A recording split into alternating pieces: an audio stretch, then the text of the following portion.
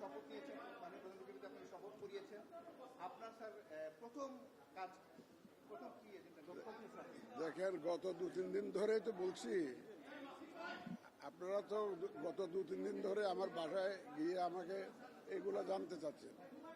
First of all, শপথ যেটা নিয়েছি এই শপথের সম্মানটা আমি রাখতে চাই। এই শপথ যা নিয়েছি এটাকে আমি সমুন্নত রাখতে চাই। যারা হয়তো আপনারা বলছেন যে আগে শপথ নিয়েছিল শপথ ভঙ্গ করেছে, শপথ ভঙ্গ আমার আমি এটাকে একটা নিজের জীবনের একটা বড় অপরচুনিটি হিসাবে দেখছি। এই দায়িত্বটাকে opportunity to serve the nation. দেশের মানুষ ভোটাধিকার থেকে বঞ্চিত, তারা ফ্রি ফেয়ার একটা ইলেকশনের জন্য অনেক সংগ্রাম করেছে, অনেক আন্দোলন করেছে বিগত বছরগুলোতে, এবং অনেকে রক্ত দিয়েছে। আমি তাদেরকে একটা free fair and credible election দেওয়ার জন্য প্রতিশ্রুতিবদ্ধ, and I will do my best for that. এবং আমি ইনশাল্লাহ কনফিডেন্ট যে I will be able to deliver. আমার টিম আছে, I have a very efficient team of election commissioners who are around me নাও।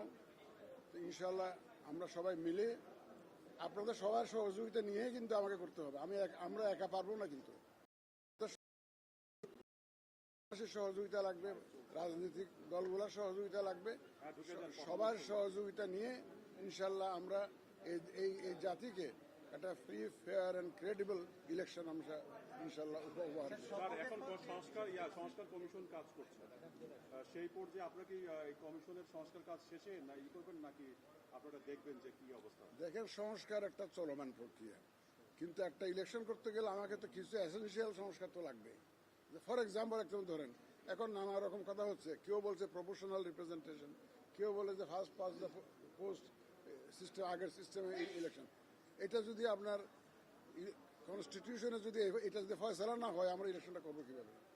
এখন ইলেকশন করতে গেলে আমার যে ইয়াঙ্গার জেনারেশন যারা ভোট দেওয়ার জন্য মুখিয়ে আছে বছরের পর বছর, তো তাদেরকে আমার তো ভোটার লিস্টে আনতে হবে।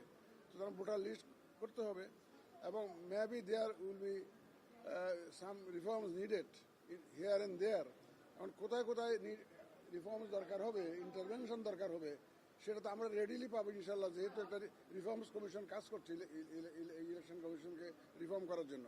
তাদের পরামর্শ আসুক, আমরা দেখি যে কোনটা গ্রহণযোগ্য হয়। এটা যেগুলো গ্রহণযোগ্য হবে সেগুলো বাস্তবায়ন করতে হবে আমাদের। আর দেখেন, কনস্টিটিউশন অ্যামেন্ডমেন্ট রিফর্ম কমিশন কাজ করছে।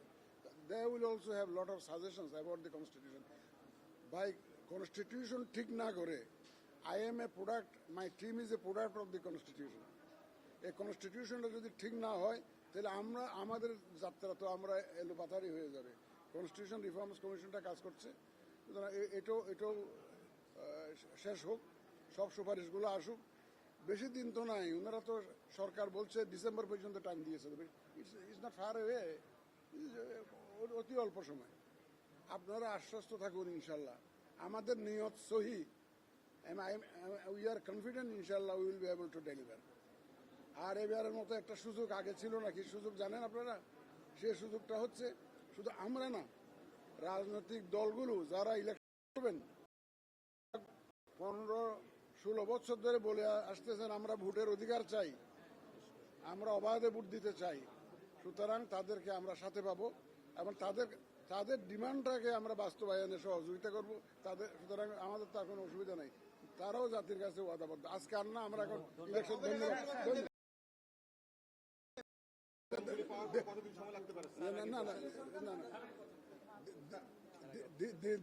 দিনক্ষণ দিয়ে তো এখন বলা যাবে না, দিনক্ষণ দিয়ে এটা এখন কিছু বলা যাবে না।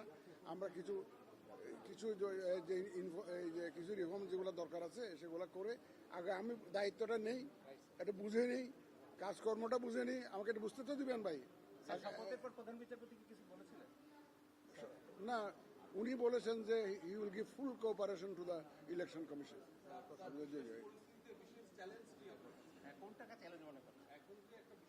আমার হতে পারে এরকম বিশেষ পরিস্থিতি আমার চাকরি জীবনে বহু আসছে।